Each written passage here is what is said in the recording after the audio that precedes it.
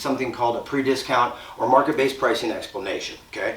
I usually do this as we're sitting before the appraisal, but I'm gonna for sure do it before we start working numbers. Some of my students have in the past have told me they actually use this when they're out on the lot and the customer says, how do you price your cars, or what's the price of your car, or is this the best price?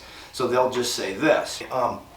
Hey Adrian, we were talking about purchasing cars, and you had said that you purchased an Equinox in the past, but how, there's been a lot of changes in the car business about the last 10 or 15 years, and a lot of them actually been in the customer's favor. Can I ask, when's the last time you bought a car? Can I ask you? Yeah, about 3 years ago. Okay, and so when you bought that car, did you have to do a lot of negotiating to get a discount? Yeah. Okay, well, the good news is you really won't have to do that here. So are you familiar with market-based pricing, that pricing structure, and then the software that goes with that? No. Go ahead. So market-based pricing really has been around for a while. Everybody kind of equates it to the software, but market-based pricing is just an economic way to price things. What's happened is with internet and whatnot, they've made some programs around it. So the third-party market-based pricing software does this. It goes out and searches the marketplace for the exact same new and used vehicles, and it compares the prices. It's really the same third-party software that you're already used to, because it's pretty much happens in our society everywhere. In fact, Amazon does it, hotels.com. In fact, even grocery stores do it. Let me ask you, when's the last time you bought same milk at the grocery store? The same milk? Every week. You buy, where do you normally buy it? So Aldi. Okay, so you buy it at Aldi's, and you bought it about a week ago. Mm-hmm. Okay, so Aldi's market-based price their milk. So they went out and searched the marketplace for whoever they deemed their competitors were. Maybe Hy-Vee, maybe Walmart.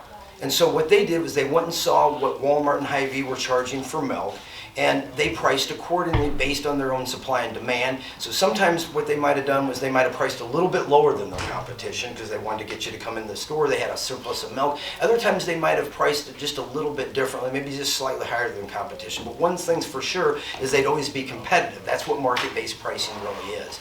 And again, you're used to it. You probably shop on Amazon. They do it on Amazon, hotels.com. I mean, it's pretty much everywhere nowadays. In fact, let me ask you this. I bet you did a little shopping for cars and trucks before you came in here. Am I wrong? Nope. You're not. And let me ask you this. If we had our car priced way higher than everyone else, would you even bother to come in and take a look at our car? No.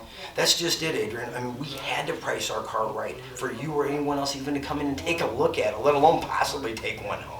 So really, the cars have been kind of pre-discounted. So it's kind of nice. We just think it's kind of a better way to do business. I see my manager's back with the appraisal, so I'm going to go ahead and get the figures, and we'll deliver a car, okay? Okay. Bam. So that's called the market-based pricing explanation. So then when he says to me, well, I was thinking I was going to get a little better discount, or the rebates aren't all there. We've applied all the rebates. Well, I still want to get some money off. I was thinking, that I get closer to 24. You'd sell it for 24. So then I'm going to, because I've set this and I've done this as kind of I've preset this stage, I'm actually going to come back to this and use something called little number closes. So I'm going to use these little number closes. The little numbers closes, I'll give you 2 of them. So when he objects to me and says, I want to buy it but I want you to take another $2,000 off on the vehicle, I would kind of first off, I've already done this market-based pricing explanation. So I'd say, well, it sounds like you're asking for an additional discount. And as we've discussed, the vehicle has been pre-discounted. Almost scolding him, but not quite. But then I back up. But you know what? I get it. I get it. So you're wanting to do a little bit more. So here's an idea. In our sales meeting last week, my manager said, on average, we spend $212 in advertising just to get a guest into the showroom. Now, here's my idea. Rather than us have to spend the money to put another guest in your seat to look at that truck that you want, what if I was able to get my manager to advance us like $212 in advertising as like a credit, and he takes that off the price in lieu of the fact that we've already got you here. If I could get him to do something like that, do you see the reason why he wouldn't take the car?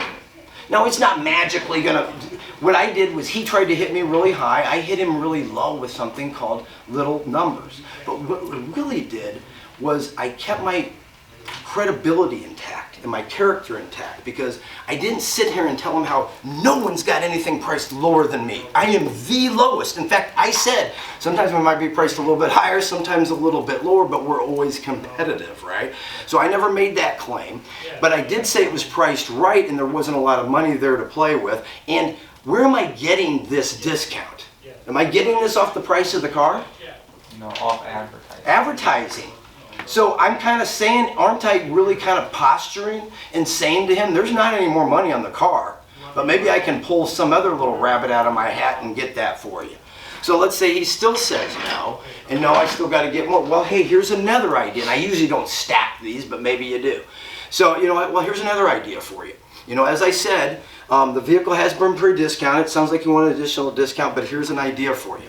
Repeat and referral business are the key to our store's long-term success. In fact, you know, that's how I'm going to build my business. So I know that if we were able to get together here today on these figures, you're going to be more than happy with the way you're treated before the sale, but probably more importantly after the sale. And I think you eventually want to send your friends and family to come in and see me. So here's the thing.